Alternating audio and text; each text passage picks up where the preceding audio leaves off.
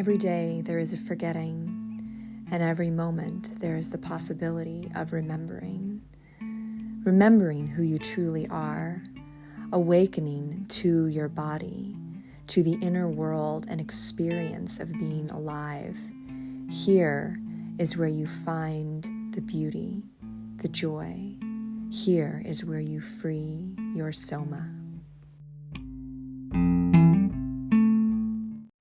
Hello, everyone, and welcome to Free Your Soma, Stories of Somatic Awakening and How to Live from the Inside Out. My name is Amy Takaya, and today I have Rachel Rae Halder live with me, and we're going to talk about some really powerful, juicy, amazing things regarding intimacy, especially intimacy with yourself. Rachel Rae Halder works with leaders, teachers, healers who have been deep in the work of healing and yet feel they are still stuck or challenged by patterns that they wish to break free from. She helps provide relief from the constant cycle of needing to fix and moving instead towards full acceptance of self.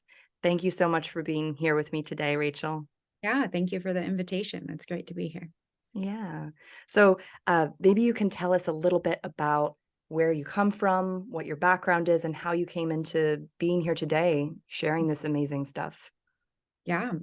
Well, I'm born and raised in the Midwest in Iowa. I had a British father and an American mother, so I kind of had a different, two different kind of cultural upbringings. And I grew up Mennonite in like a small insular Mennonite community, which is not Amish. Many people are like, wow, you didn't have electricity. I'm like, no, I had electricity. I wore jeans. I had like a somewhat normal life, but it was also like a little bubble. Like it also was very much this alternative kind of community. And yeah, I didn't remember it, but I had experienced sexual abuse when I was 3 years old. And then when I was 22 years old, I remembered that abuse. And that instigated a healing journey for me. And it was interesting because I was already like a women's studies major and like I was already very interested in these kinds of topics. I remember when I went to college and like quote unquote discovered feminism, it was like it blew my mind because I was like, oh my gosh, I felt these things. I knew these things, like all of this stuff. But then to have this kind of recognition at 22 of like, whoa, this thing happened to me and it has impacted me. And when I first remembered that abuse story, like the thing that came out of me was my whole life has been a lie. And that might seem like a strange thing, but it was just like, wow, I recognize even at that point, not really even knowing much about healing and stuff, I recognized this thing really impacted who I am. And I actually don't know who I am beyond this thing. Like I could see how this thing that happened to me that I didn't even remember, like kind of dictated a lot of decisions, a lot of, interactions with other people, et cetera, et cetera. So then from age 22 on, I started going to therapy for the first time. And I just sort of like, this sounds weird, but I like fell in love with healing. Like I was just obsessed. Like I was like, this is so fascinating. Like I just loved exploring my psyche. I loved understanding like myself. I loved putting together the puzzle pieces of my life and like, getting full picture of everything. And this remembering my sexual abuse also led to a deep spiritual awakening as well. I had always been a mystic and I'd always been very alternative. I would say like, even though I was like pretty Mennonite, I was always like fringe at the same time. And very much like when I was 2 years old, apparently I declared like God, not a he, God, a she. So it was like, there was this like piece of me that was more on this mystical, like feminine, divine kind of track in life. But then I had this big spiritual awakening that kind of blew me open to this recognition of, whoa, there's like so much more beyond what I ever thought or knew or could see. And like, understanding energy dynamics and all these other things. And so, yeah, I mean, there's so many components of the story, but the main gist of it, like the nugget for here is like, I started doing that healing work. I came to a point where I was like, the cognitive therapy I don't know if I'd say isn't working anymore, but actually my therapist was like, you're healed. And I was like, I'm not healed. Like I still really struggle with intimacy. I still like have zero interest in sex. Like I can talk about my abuse, like with zero reaction, like I do feel like, oh, this thing isn't like looming over me in this like horrible way. Like I don't feel like I have like PTSD in the sense of like, it's like affecting me day to day, but like clearly it's still affecting my body. And so then that took me on this road of more somatic therapies. And would it be to heal through the body as opposed to just talk therapy and like speaking it out? So then, yeah, there's many. I'm like, how deep do you want me to go? Because this journey is very long. Let me pause there and let's see where we're at. Yes. Well, I think, this idea that there's a wound that you re-experience later on that you realize has created so much of who you think you are, that, and one of my mentors, my somatic mentors, said this to me earlier this year, and it was like I had kind of known this, but I felt it more this time. He's like, so much of who we think we are is a collection of stress responses. And I was like, oh man, wow, and even just the way that people, use self-deprecating humor or have like a certain style or way that they posture themselves in society can all be related to a desire to be accepted or loved or protect themselves, or all these different ways that we navigate in our bodies with all the conditioning that's there to do something for us. And we don't realize it, until it sounds like at 22, you had this opening, this realization that there was a lot more to you, a lot more potential and possibility than you had even realized, because you started peeling away these layers of your identity.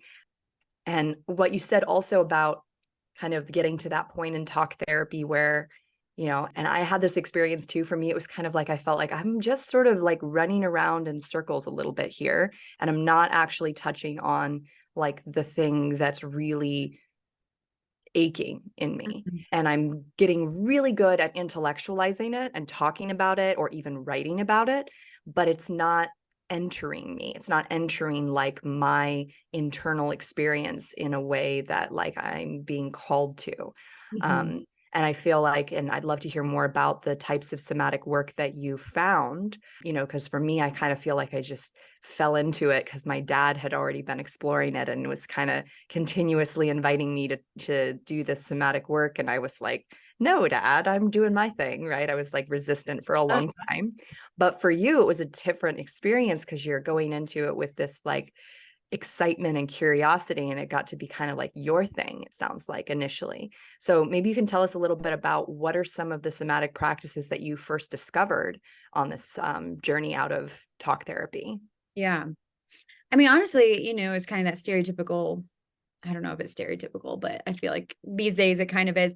Like when I was 22 and I started going to therapy, I also went to yoga class for the first time. And it was crazy because in yoga, I just like burst into tears. And I was like, why am I crying? Like I was like so weirded out by myself and the behavior that I was exhibiting. And then I went back and the same thing happened. I was crying. And like I think I went to like 5 classes where I just like cried the entire way through the class. But I think it was because there was so much trauma in my body that was finally getting like an opportunity to come out. And so like paired with the talk therapy, like somehow being in a yoga class that I don't even remember. I don't even think it was like super spiritual or anything. I think it was more just sort of like a chill, like maybe more like yin style yoga. Like even just like moving my body in certain positions, or like maybe it was even just meeting myself in my body, like maybe being like landing in my body for the first time, or even noticing, oh, I have a body. That, yeah, it was just all the emotions were just coming out. But then the more intentional work that I did, so I mean, it's kind of like twofold. So one thing is I went to grad school, which we talked about, Claremont, and I ended up getting a master's of religion, and I studied the intersection of neuroscience and spirituality. And like, what is the intersection of that? Like, how does spirituality heal people, essentially? But then I ended up writing my master's thesis on the suppression of sexuality in the Christian church and naming it a form of spiritual trauma. And so for that, I started really doing a ton of research into this. So it was kind of more a top-down approach, like a cognitive approach, where I was like studying it, understanding it. Prior to going to grad school, I had lived in an interspiritual community. And what that means, interspiritual, it's different than interreligious, because rather than like studying the traditions or like from like a theologian sort of like philosophy perspective, it was much more based in practice. So I began practicing different traditions, like I would like do zikr every Thursday night, which is like a Muslim Sufi practice. And like every Friday I would be in Shabbat. And I mean, like I would sit in peyote church ceremonies with Native Americans. Like it really was this interspiritual community.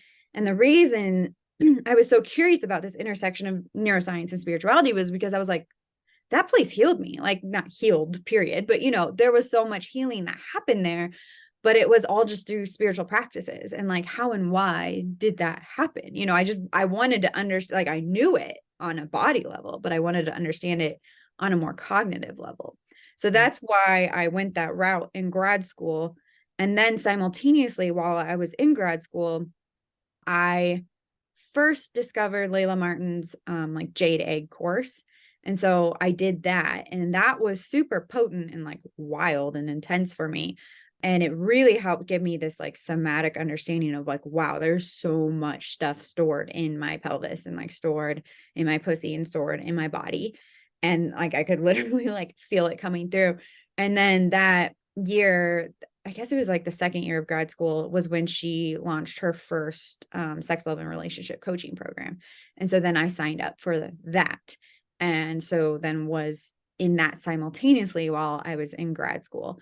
And then also simultaneously while in grad school, I was like also studying like internal family systems therapy. And I was also doing I haven't done all of somatic experiencing, but I was doing some of the first like portions of it. So it was I was just, like I said, I'm just like a voracious learner. Like I loved healing. I wanted to understand everything on every level. So I was just sort of like, oh, what's this? What's this? What's this? And simultaneously putting it into this thesis of like, how do people heal and how and why? And then especially in this context of like, when it comes to spiritual trauma, how do people heal from that kind of influence? That's amazing. Wonderful. I think that the realm of somatics is actually this really powerful intersection of science and spirituality, because people can study it and talk about it from a body level of like what's neurophysiologically going on, about like the brain patterns of trauma and things like this. But it also includes our human experience. It's not purely a biological practice or a biological realm of study. It's also studying what are we personally, internally experiencing? What is the lived experience, and how does that interact with our biology? How does our perception interact with our biology? So I think like, this intersection of understanding, the theological realm and bringing in that question of how does this actually work on a brain level. I think that is a very like, it sounds like you got a very somatic graduate degree, even though it probably wasn't called that. It was its own thing, Yeah. but yeah. It felt that way. Yeah. And I think coming straight from living like in the middle of nowhere, New Mexico, on this mountain in this intentional like hippie community, and then going straight to grad school, I think it almost like had to be that way. Like, I don't think I could like do the traditional route, just because that experience, like 2.5 years on the mountain, was so non-traditional in so many ways. And yeah, it was a really fascinating experience to go from like experiencing it on a somatic level to then understanding it on a cognitive level.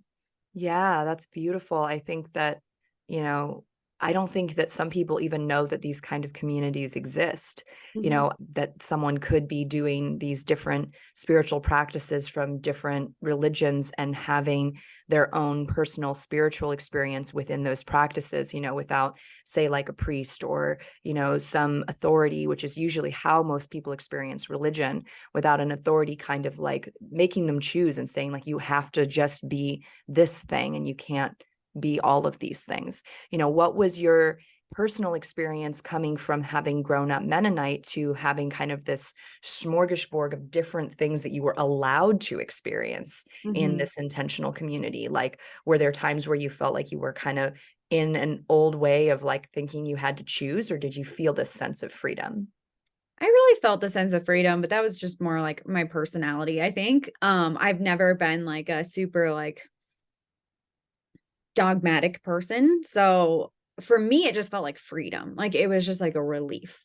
It was just like, oh, wow. Like, and then also on top of it, to have these different experiences and practices feel so deeply healing, like chanting Islamic prayers, like chanting in Arabic, I would have like profound connection to God. And it was just like, wow, like I had no idea that, me chanting Allah, Allah, Allah over and over again could like create this like super deep divine experience.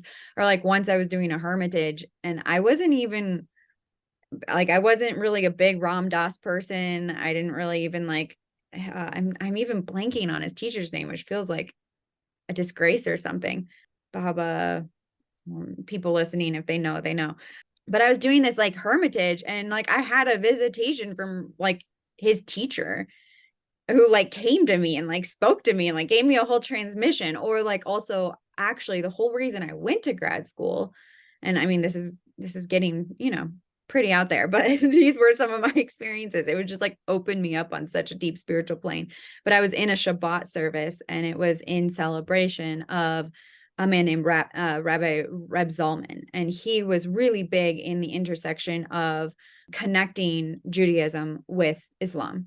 And he was really core in a lot of like peace meetings in the Middle East.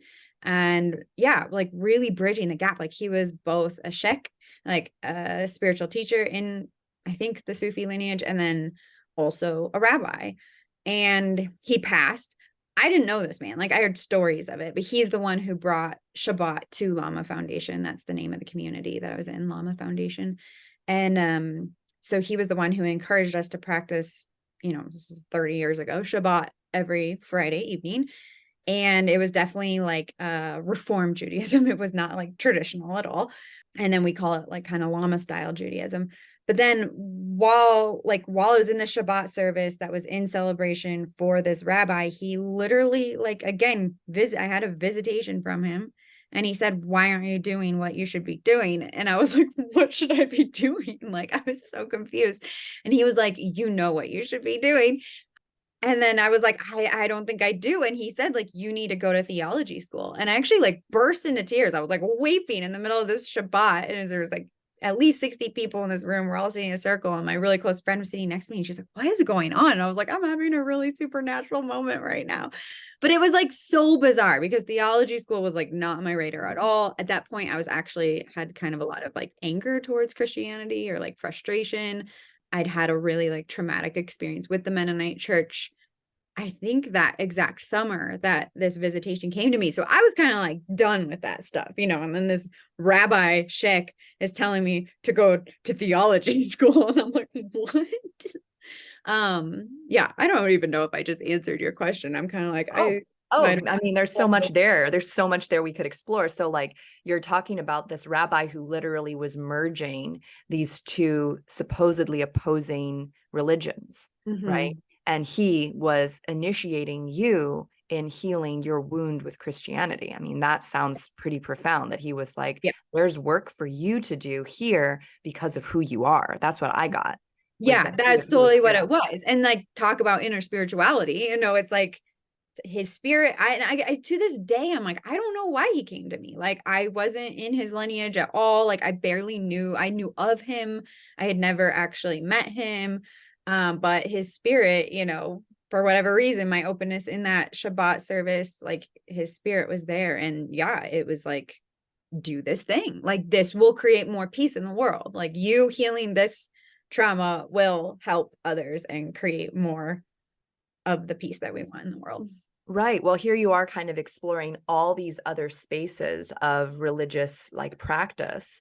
And it's almost like he's calling you back to like, now take this knowledge and bring it into what you grew up with, bring it into what you know in your body that is unhealed, that is aching. Like you said, you were having a lot of anger about the church at this time. And I just think it's so beautiful. It's such a beautiful story. And I think what you just said, when you have that openness and you just allow wisdom and, teachers to come in and inform you, they can come from all over the place. It's like, it can be, I've talked to people who talk about having experiences with, aliens on different planes of reality who come to them because there's an openness that they're presenting, and they get this really powerful information that shifts, their trajectory, which sounds like is exactly what happened. So let's dive a little deeper into that in terms of going to theology school, after having been in this intentional community,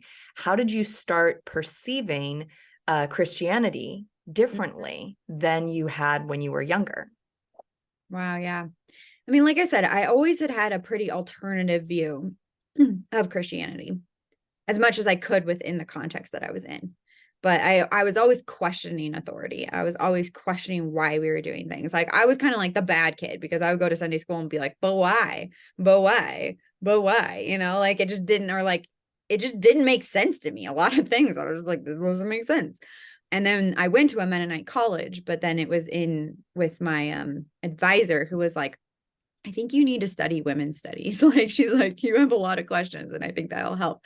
And then she also encouraged me to do an independent study on the feminine divine when I was in college. So I also did this like huge semester long research project on like, what's the lost feminine in Christianity and in the church. And so that was really profound too. So I'm just naming that because like, I definitely was not a traditional Christian by any stretch. I don't even know if I would have called myself a Christian. I was like, Jesus is dope. I'm into him. Like, I love God. I know I'm not an agnostic. I know I'm not like an atheist, but like, I can't get behind what Christianity is. So I didn't know what that made me. Like, I was just sort of like, what am I? So then going to the community was super healing, I think, for that part of me, because it was like, oh, I can believe in God. I can be tight with Jesus. I don't have to label myself as a Christian. Like, there is possibility to explore in all these different realms. And it really, I would say that community is like very mystically minded. And so it really helped that like mystic in me, like be at peace. And so then going to grad school was fascinating because, I mean, the school I went to was very, very interreligious and very open. Like there was like a school of Islam on campus and a Judaism school and Christianity. It was like a Methodist school. So there was a lot of openness to that. And then I took a lot of classes on like Buddhism. And then also the school was focused on process theology, which is a very, how would you describe it? It's very not in traditional Christian theology. I'll just say that. It's sort of like it's like the quantum physics of Christian theology. Yes. Which I'm super into. And I was like, wow, I didn't even know there was like language for this. But it was kind of like everything when I was there, I definitely was seeing everything through a very specific lens. And I was seeing it through this like mystical interspiritual lens. And I think some people just thought I was like the biggest weirdo ever. I mean, I wouldn't say I know that some people were like, who is this girl on campus? And I think some people thought I was sort of a loony bin hippie, they were just like, what the heck? Like, she's so ungrounded. But what I found so profound was like, oh, actually this like school is giving me a grounding in all these teachings that I experienced. And so like, I felt like it was really grounding it. And I am a very intellectual person. And so it was just so cool to like get the theory and to see the understanding behind the how and the why and the what have happened to me in those 2 years at Plama Foundation. Amazing. Yeah. It sounds like you kind of deepened your understanding and you allowed it to kind of be, you went from something very experiential to something actually a little bit more structured and mental. And then that gave you like a bigger picture of all of it. Yeah. As you're speaking, I'm thinking about my grandmother and my mother, because you probably learned about this. It's also a kind of little known realm of Christianity that I think you actually just touched on for a moment, the Rosicrucians. And the way that they interpret like the Rosicrucian teachings is that like they're talking about the multiverse. Like they're talking about like this layered reality that we're in. And they're talking about it through these like kind of ancient mystical texts that sound like a poem or a story, but they're actually describing things like a supernova. They're describing things that we have scientific names for in this reality, like in this time frame. And I think that many people don't realize that there is mysticism within Christianity and that there is, like you said, a quantum realm of this stuff. Going back to what you said about, the studies you did on the lost feminine, and in so many ways, like kind of connecting back with like the neuroscience, I feel like we have lived in such a like left brain dominant world that when we talk about feminine rising, I often think about allowing the right brain to come in and synthesize with our experience, because there are going to be people out there who are, for example, they say like left-handed folks are right brain dominant, maybe Right. not, or we'd have to study them individually to be able to really tell that, but ideally, like, ideally as humans, to be well coordinated, to be able to read and write, do all these things, we want our brains lateralizing and working together, and right and left hemispheres, not, one's not overriding the other, but that they're collaborating on whatever it is we're doing, whether it's movement or whether it's like, making choices, or, feeling into our living experience and deciding what to do with it. So when I think about like feminine rising, I think about inviting more of that flow back into our body and into our experience, and stepping away from this like rigidness and need to control and analyze and fix, which is a theme you were talking about too. But I'm curious, like, maybe you can speak a little bit more, like the things you learned about the hidden feminine within Christianity. Can you speak on that for a moment? Because I feel like we're kind of in this juicy topic with Christianity, and it'd be fun to add that in here. Totally. I'm like trying to like rack my brain, because that was how many years ago? I mean, that was 16 years ago now. But yeah, I mean, for me, I would say the thing, like, it's hard for me to remember the details. I had lots of details, like I wrote like a 20-page paper on this thing. But for me, I'd say the way that it's impacted me currently in my current life is that I feel like I have a very strong relationship with Mary Magdalene, with Mary, with even like Anna, who is the grandmother of Jesus, that has come through on a lot of mystical teachings. Many people would say that's bullshit, that's not true.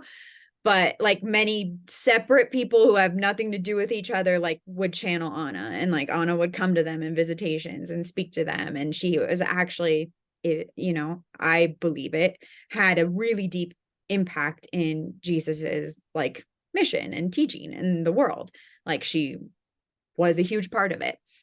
And so for me, I've had this like deep, like prayerful, just like people like talk to Jesus, like I talk to them. Like I'd say they're like my main people who I'm like, yo, like, can you help me out here? Like, what's going on? And I feel like a very strong and deep kindred, like almost like ancestral connection to them. And whether that is true or not, I don't know. But like in my body, it feels very much like, no, I come from that lineage. Like I come from the Mary Magdalene lineage. Like that was the impulse at 2 years old to be like, God, not a he, God, a she.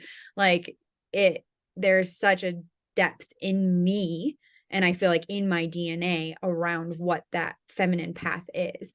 And from that study, I mean, I went way back, like way before Jesus too, and just looked at like the sort of the erasure of the feminine in like all through, even in Judaism, like before Jesus came around, but then also how it like in retrospect, there was a massive erasure of the feminine. But how like Jesus is like my understanding and my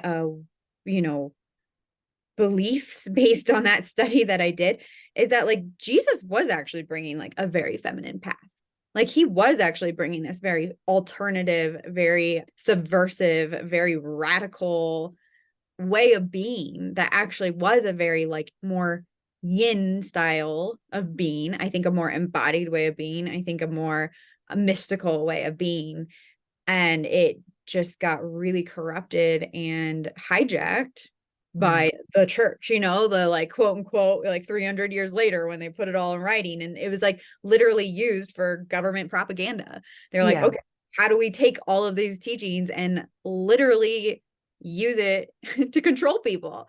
And it's like, I think actually at the core of like Jesus' teaching, he actually, I mean, and some people would probably say this is ludicrous, but like, I believe he was like on a feminine path. Like he was on that like left-hand path for sure. I totally see that. I mean, when you even just think about the basic teachings, love another as yourself, nonviolence, the ways that he promoted, like, not complete nonviolence. Jesus actually was demonstrating very good boundaries, if we want to talk about it like that. You know what I mean? He allowed himself to be pissed off. Yeah. Good reasons. Yeah. Absolutely. But in general, this theme of he didn't have a conqueror's mindset. He was a peacemaker, Right. and generally speaking, we might describe that as a more feminine form of governing, is to be someone who is looking for resolution and peace. And also this theme of surrendering, surrendering and just saying, like, I don't know everything. Like I surrender, like, my power to, like, a higher source, and I, like, let go of this need to be perfect. Like, all of that I feel like is in the major themes of what Christ can teach us, Totally. I is mean, very even, feminine. it's like even thinking about like why he was killed. Like people are like, oh, he died for our sins. I'm like, no, he died because he was radical, because he was like so threatening to the powers, like so terrifying. And like, what's the most terrifying thing to the powers? Feminine power, like the upholding of these like alternative ways of being and ways of structure. Like I've read some things that even said like he actually had 16 disciples, and they were he had equal women and men as disciples, and like that whole aspect has been completely erased. But like there weren't just male disciples, there were actually female disciples too. But the way I see it is I'm like, no, he was like such a major threat, not because he was like the patriarchy, like he was a major threat because he was like the opposite of the patriarchy. Right. Yeah. I love that. I mean, I totally agree with you on that. I feel that. And it's not even something that I regularly verbalize or even talk about, but hearing you talk about it, I'm like, that resonates. Like, that feels true to me in the sense of what I've known about Christ and Christ consciousness and the whole path of, of being fully connected to our humanity and connected to our divinity. I mean, many religions actually talk about the female body, and the fact that we create life in our bodies. I mean, men have their own version of this, but that's this innate thing that we have in our bodies to connect, to the heavens and be here on earth, like bleeding and, going through all the human bodily functions that we go through. Right. Maybe this is a great time to actually segue into what you spoke about earlier, and one of the themes for today's conversation in terms of intimacy, and also what you mentioned about the way that many religions have vilified sexuality and sexual expression and maybe it's another way that they control us. Can you say a little bit about that, the dynamic and that kind of the impact of that as well? Yeah, I mean, I think when spiritual teachings and like when a more mystical path does get, I don't know, like turns into dogma or turns into a doctrine, turns into what we call a religion, it becomes about rules. It loses the embodied aspect of it. It loses the choice, the agency, the nuance, the flexibility, because it becomes a regimented, like, this is what you have to do. This is how you have to behave. This is how you get into heaven or wherever you're going. This is how you're a good person. This is how you're a bad person. And so, I didn't grow up in other traditions, but I can, I read enough to like witness that this does happen beyond Christianity. But I'll just name, like, for me, it wasn't even that like there was a lot of like sex is bad, though that was like the undertones of what I grew up with. But there was actually just like massive silence around it. Like we just didn't talk about it, period. It was like it just didn't exist. Or, if we wanted to talk about it, it was like, well, read this book and you can read about it. And so a big piece for me, both having the sexual abuse experience, like within the sexual abuse experience, what I started recognizing was like, it wasn't just the sexual abuse. Like, that's not what my trauma is about. My trauma is about the silence of sexuality, period. And what that did to my, 3-year-old, 4-year-old, 5, as I kept developing brain about what happened to me and how that was so bad and so wrong, and how I was a sinner and how like I go to hell and like all of these things, like, because of course I like internalized the experience. And then like going into my younger years and actually being a very sexually curious person and like getting into sexual situations that weren't the best for me, but that like I was just wanted to understand. I wanted to know. Like I've always been this person like who has to live through experience, and like when I want to know something, I like go hard into it. Like I'm just like, okay, I gotta like figure it out, gotta understand, gotta experience it. And so I was doing these experimental things, but there was so much silence and so much shame around it, and so much like condemnation. And that in of itself was actually so much of what my trauma was. It was like this constant belief of like, I'm a bad person. These things that I do are like horrible things. And it's like, how easy is it? Like when I think about this, I'm like, if I wanted to control a big population of people, the thing I would do is disconnect them from their body, like disconnect them from their own knowing, disconnect them from their like sense of self, disconnect them from their own communication with God. Like, yeah, how, like, that's a perfect way to control a group of people. Like, just give them a bunch of dogma and doctrine, give them a bunch of rules, and disconnect them from their own foundational sense of self that says, like, this is who I am. This is how I can operate in the world. Like, this is my self-trust within my own being. And I think that's at a foundational level, at least in Christianity and probably many other traditions, though, again, I don't really want to say that if I don't know it for a fact, but it's like there's just such a destruction of like self-trust, because you're taught to like trust the authority, trust the Bible, trust the text, trust all of these outside sources. And what makes you a more compliant person than to just constantly be trusting outside sources and not your own interior knowing? Right. And then the question of how is it that we get disconnected from our bodies, or how do you disconnect someone from your body? Sexual trauma is a great way to do that. Violence, war, physical harm, sexual harm to other people, trauma in general disconnects our brain from our experiential body. And then to do that, that's the role of the conqueror, right? To come in and like ravage the land and ravage the people and traumatize the shit out of them for a couple of generations. And then to place their model of what they think and feel, right? What they're allowed to think and feel. And now this is the rule book. And if you step outside of this, you're wrong and bad, right? And that's a perfect model of how to control people. And that's why, the realm of somatics, or somatics as a healing modality, is not only so powerful because it reconnects us to our body, right? And when we're talking about trauma healing, I think that you can't have full trauma resolution without a somatic approach. You can begin that process, but you can't actually resolve things without bringing someone fully back into their body to feel and experience and know what that's like, right? And so to go back to kind of these different spiritual practices that you were involved in, you can go through the motions. Somebody could be just chanting Allah and Allah over and over again and not have it as a somatic experience. Somebody can do yoga and they're just doing it like a workout and they're not actually connected to their body, and it's not a somatic experience, and they're looking at you crying going like, what's her deal?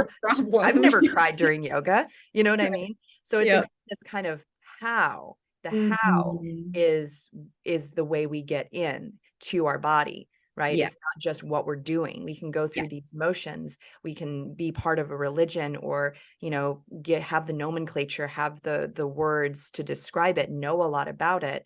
But the experience, that's where the changes are actually made biologically that become more of who we are.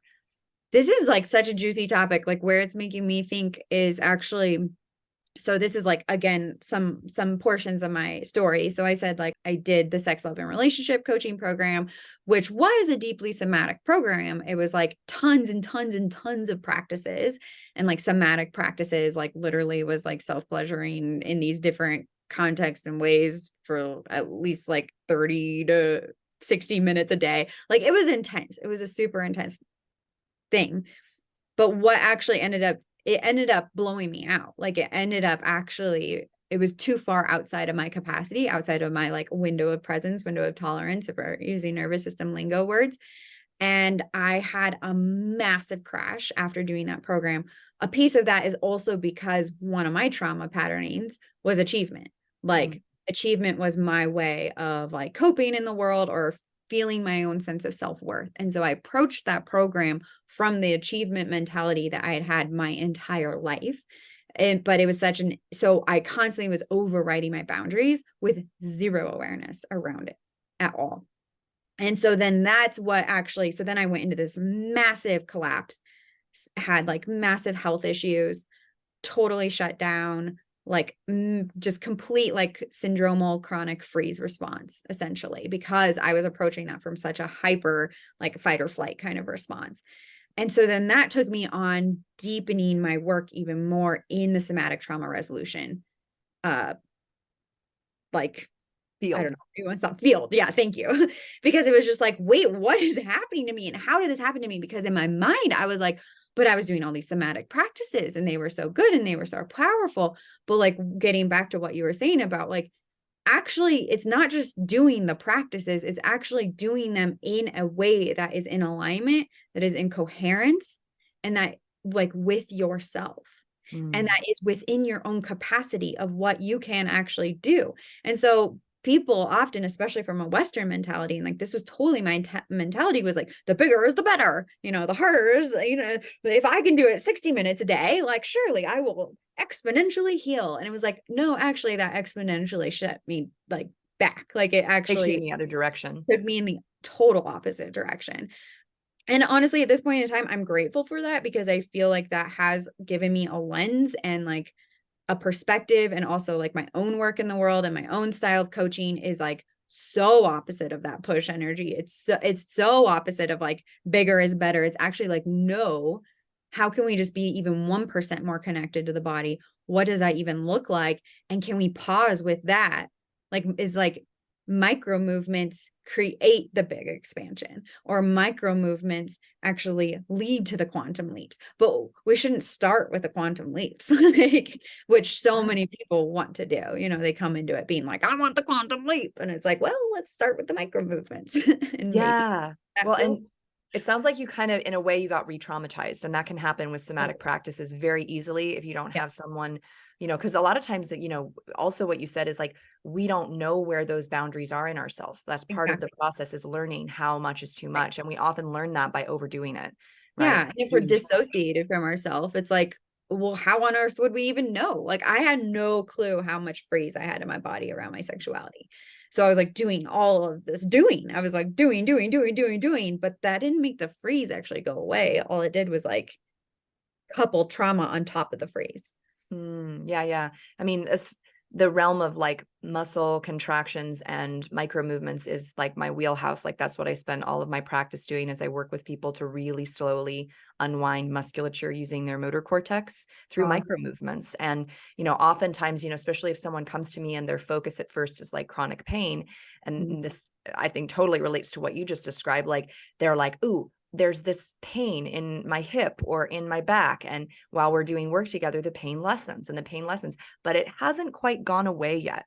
And it's almost more annoying now that it's not quite gone away yet, because they know it could go away if they just did something more. Right. And so I will often like, to realize that this person, like, they want to fix it. They want to have this energy of achievement. They want to get through and like, complete this thing, like it's going to get them something when they finally complete it, whether it's like, a sense of relief, or it's,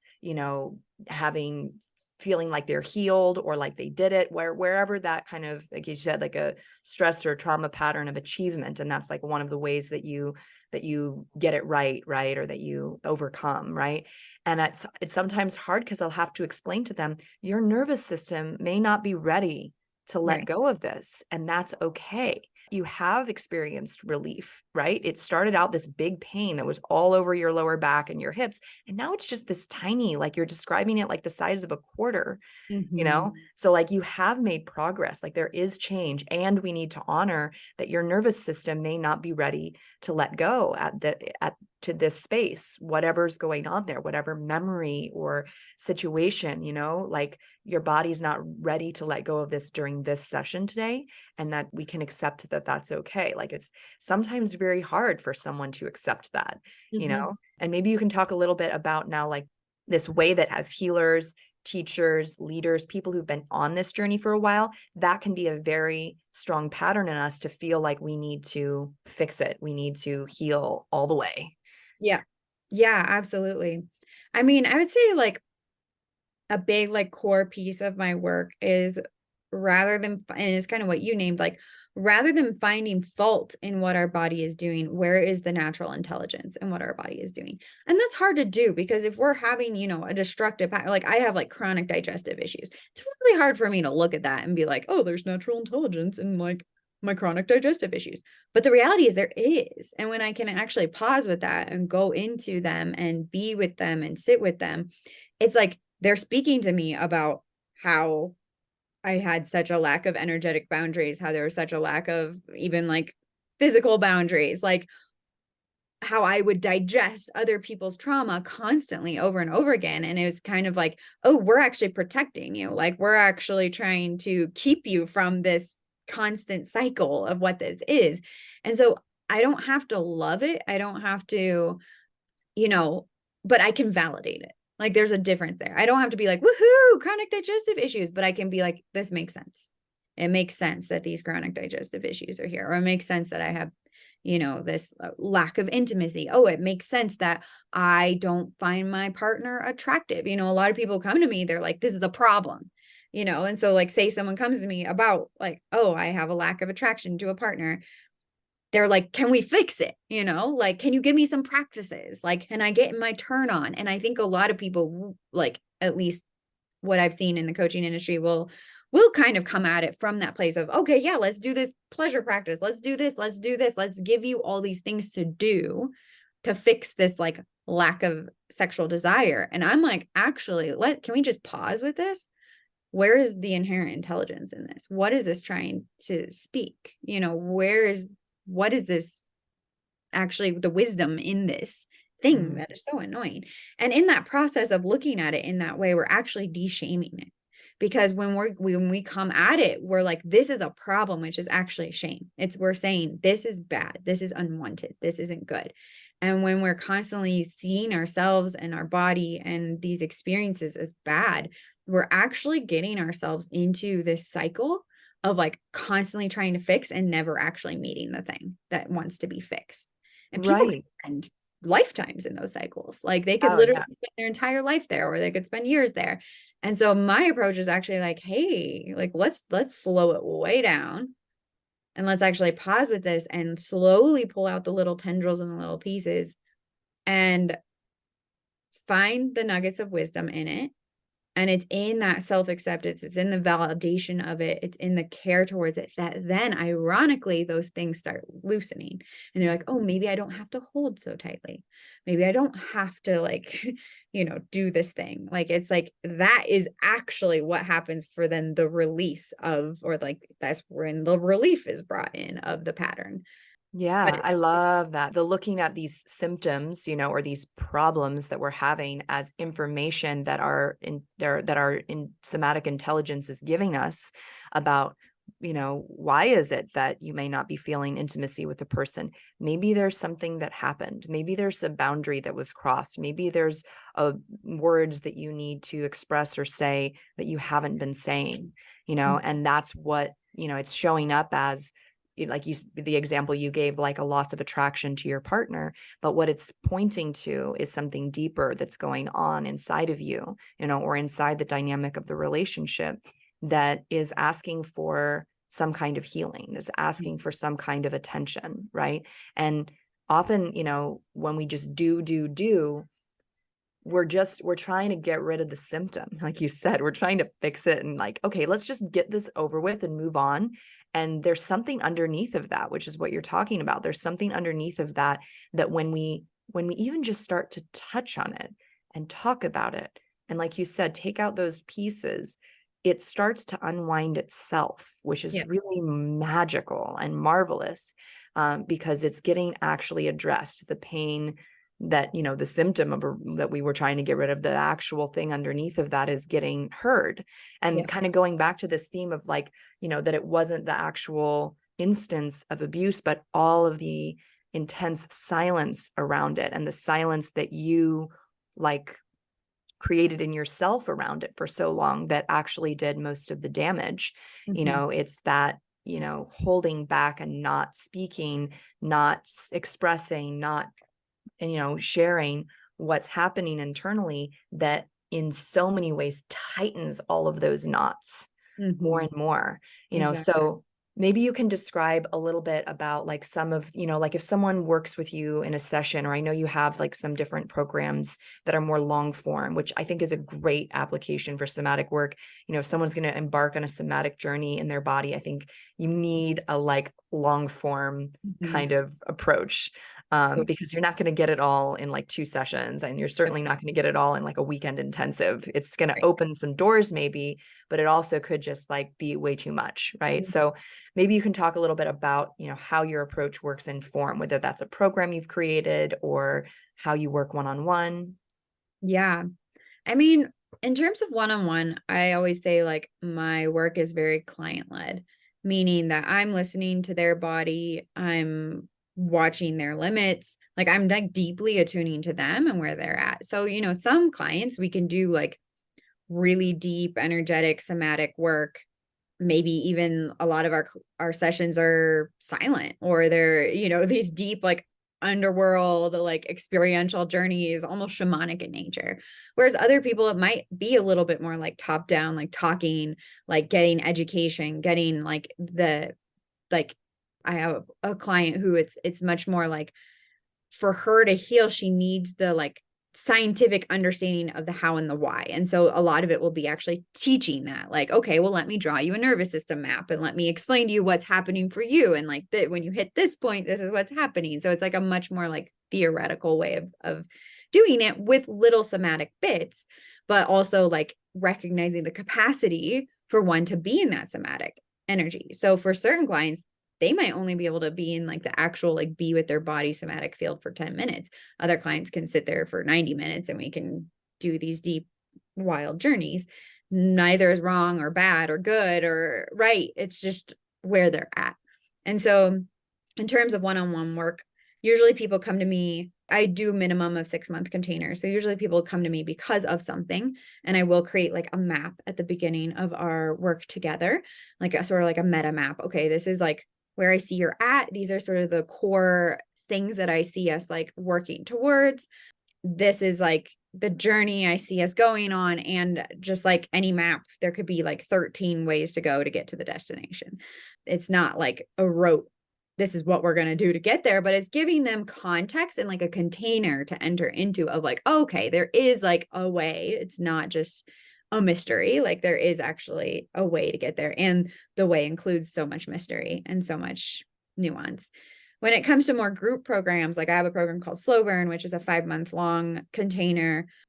I like the tagline before was like transforming trauma into turn on. So it is a sexuality based program. And it's really about what we're talking about. How do I actually transform my trauma by understanding and accepting my trauma imprints and creating space then for the blueprint of health, like to come online, like the blueprint that's already living inside of my being to come online. And so in that context, it is a bit more of a top-down approach where it is a bit more educational. Like it will be more like drawing out maps, really explaining and like taking it in, like I have 4 modules throughout that program, and really intentionally being with each portion of like, okay, how does this work in the body? And then each module also has a coaching call. So then there is a little somatic component where it's like, okay, maybe only 20 minutes each person, but like we'll do a little piece, show you a little bit how this goes. But then also in the context of teaching, there might be a somatic piece, like someone might bring something up and I'm like, okay, do you want to go there in your body? And then we'll do a little piece. But I think that's a big thing that I think we miss a lot, is like, at least the way I look at trauma work and the way I hold trauma work, is that like so much profundity can happen in a 10-minute piece. And like, we don't like, I'm a big lover of like 90-minute sessions, but it's also insane what I can do in like a 10-minute trade with a colleague. Like I'll literally do these, like where we'll like have a half hour and it'll be like, okay, 15 minutes, you're inside person, I'm outside person, like inside being client, outside coach, or whatever you want to call it, practitioner. And then like reversing. And it's wild what you can actually do in a 15-minute window. And when your body knows that that's okay, what is the most doable piece that we can do in this window? So yeah, for those longer term programs, there is kind of more of a top-down approach, but there is also the somatic aspect and the experiential aspect where you get to experience this work. And then there's also just like a transmission that happens through the education as well. Like that's what I've experienced with teachers, and that's what I've been told people experience with me. It's like when your body knows it on such a deep somatic level, there's actually like a transmission that happens. And I've had a lot of people in my classes who are like, I've studied nervous system for like 4 years, or, you know, I've done all this work, I've done this, I've done that, but somehow hearing you say it like lands in my body. And I'm like, that's because I have like a deep somatic understanding of this concept. Like, right. And they're co-regulating with you. They're actually nervous system to nervous system. Even over Zoom, you can get that. You can get that 100%, feeling, that energy of like where you have gone in your own body and the capacity. I mean, I think about this a lot when I think about the tissues of our body and like the neural pathways, and how so much of this somatic work and these practices build new pathways and build this like endless system of, you know, information that's coming down from our spinal cord, from our brain into the tissues and into these different areas of our body. And we can create those pathways just by self-sensing. We can create them by moving. We can create them by breathing, you know? And so when you are a person who has done a lot of this work in your own body, just by being in your presence, it's that transmission you're talking about. Other people their nervous system can feel that and can start to mirror that, can start to build some of those pathways that they didn't even have yet, to literally experience the knowledge differently, which is what you're describing. And I think that, you know, this is, again, this merging of, you know, we hear about these spiritual experiences where, you know, someone goes to see like a spiritual teacher, and the spiritual teacher like looks in their eyes or like touches them and they're like healed, you know, and it sounds like this miraculous thing, but it's actually a nervous system thing. It's a nervous system transmission of what it's like to experience, you know, quote unquote enlightenment, you know, or this wider view of what's happening, this macro view where we can see that we are innocent, where we are not, you know, bad, wrong, you know, damaged, whatever the like belief or the, you know, society or the conditioning would inform us of, where we can kind of step out of that and see the larger framework. Totally. Yeah. It sounds like such an amazing program. I love that you're taking some of the didactic stuff into, because you have so much to offer in that realm. You've done so much studying. And so I'm sure it's just like a very rich environment for people to tap into, because you can kind of like draw from a lot of different practices. Do you do that? Do you kind of like synthesize things? Yeah, definitely. I absolutely do that. I do it in different ways, in different spaces, in different programs. But yeah, it's kind of like, how could I not? I mean, I guess maybe some people aren't that way, but I'm kind of like, it's hard for me to even separate what's what, you know, like I often try to give credit to like my lineages and like really try to say, okay, I learned this concept from this teacher. I learned this concept from this teacher. But so much of my work is like a blend of like 10 different teachers. And it's just like, here's a list of like all the people I've learned from, but I can't always even separate what's what.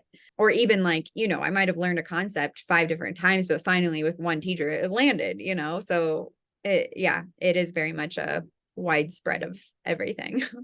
Yeah. And I think that there's value to like both styles and ways of doing things, you know. There's different forms of like yoga or even body work where people can be really purists. Like they're like, this is the protocol, this is the way, this is the style, you know, that like we teach or that we do.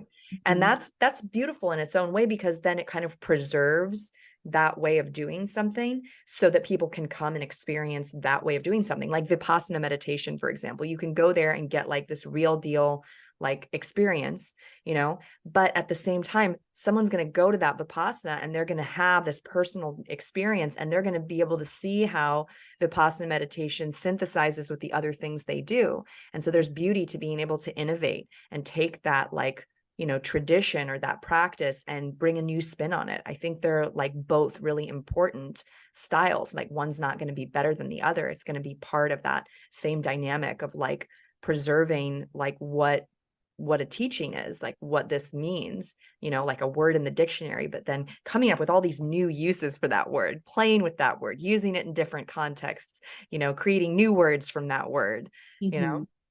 Totally. Yeah. Very, very true. Cool. Well, it's been just absolutely such a pleasure to talk with you today about all of this. You know, is there anything that you feel like at this moment really called to, like a final point or something in you that's here to be expressed today in regards to kind of all the things we've talked about, or maybe something new that's coming forward that you'd like to share? Let me tune into it and see. I'm like, Yeah. not really, but let me drop in and see. Yeah, I think it's just like the encapsulation of everything is like if your healing work isn't working, it's because it's not healing work, it's fixing work.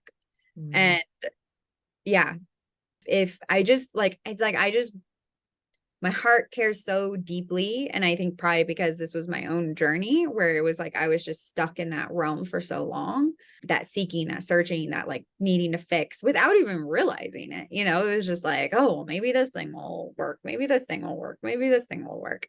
And yeah, I wish at some point, and I mean, I don't know if I wish, because it's like, well, my journey was my journey exactly the way it needed to be, and I'm here teaching exactly the way I need to. But one of the things I like to offer to people is like, if the healing work isn't actually healing you, it's not healing work. Like, it's fixing work. And let's pause. Let's actually slow down. Like, let's take a break. Because that could actually be the most healing thing. And then in that break, in that space, where can we find more self-validation? Where can we find just more okayness? And I feel like so many of like the issues that so many of the people I, work with or am with, it's like we're just not okay with who we are in the here and now. Like, we're just not okay with where we're at in the journey. Like, I have a lot of people who come to me in like big life transitions, like kind of like the maiden to mother journey. Like, they're in this phase of like, whoa, I'm not this person anymore, but I don't know who this person is. And like, this is confusing or chaotic or depressing or like whatever it is. And a lot of the like turmoil in that is this, where I'm at is bad. This like idea of where I'm at is bad. And so much of what society tells us is there is a right way. And so really finding like maybe the way I am, or the way this current way is my right way. And that doesn't mean there aren't patterns that I can work with, or there aren't ways I can make my life easier or create more relief for myself. But that relief often doesn't come from being like, I am wrong. Like, I shouldn't even say often. I've never seen the relief come from the belief of like, I am wrong, or this is bad, or I need to fix it. Yeah, it comes from actually going in and being like, oh, what if this all makes so much sense? And can I sit with that sense making?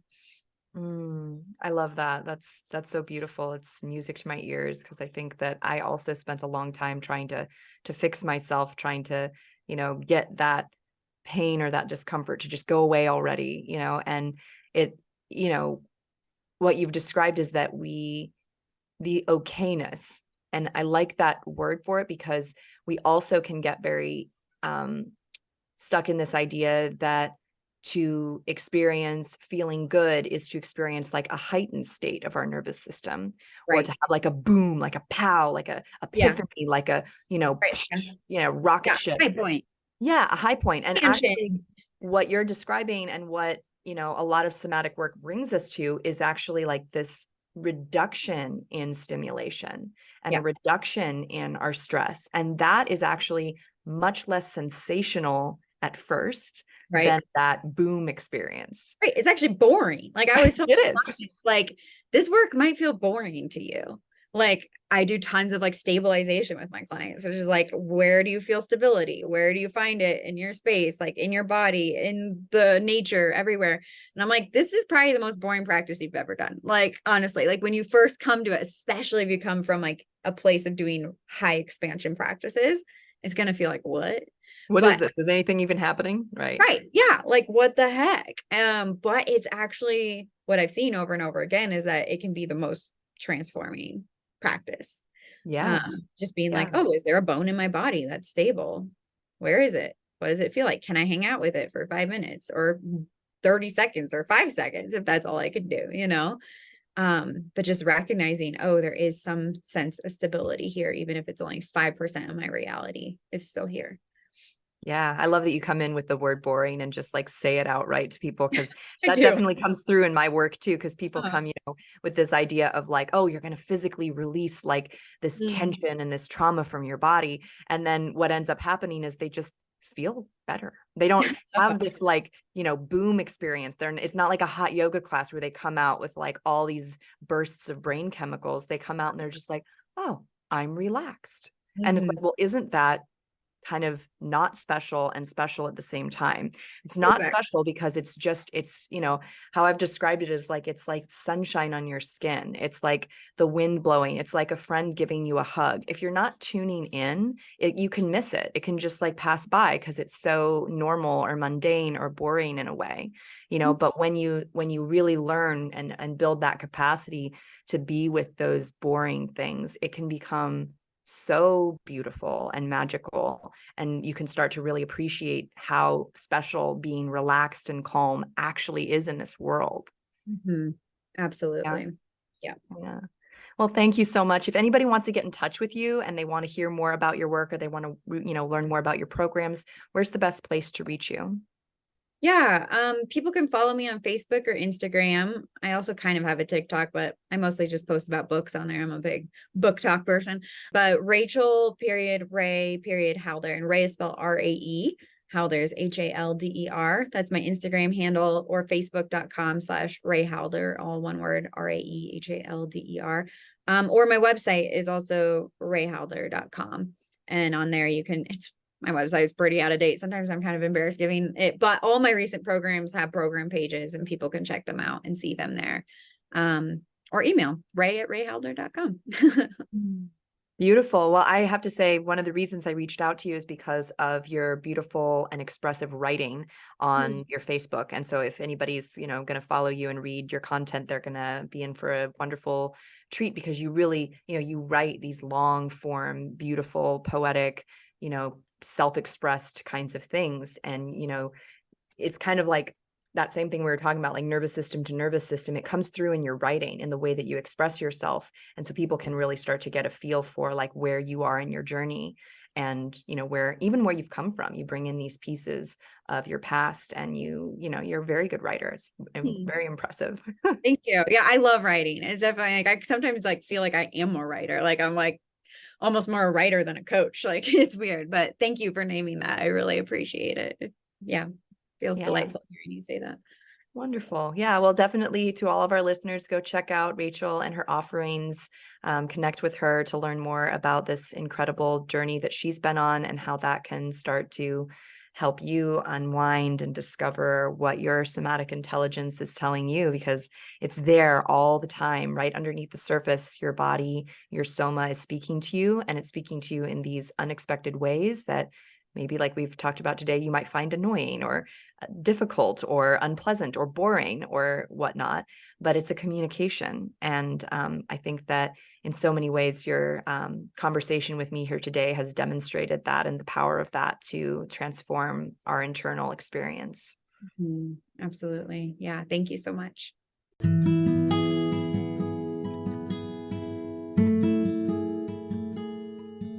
You've been listening to the Free Your Soma podcast. To find out more information about today's guest, check the show notes. And to find out more information about me, Amy Takaya, and the Radiance program, visit www.freeyoursoma.com.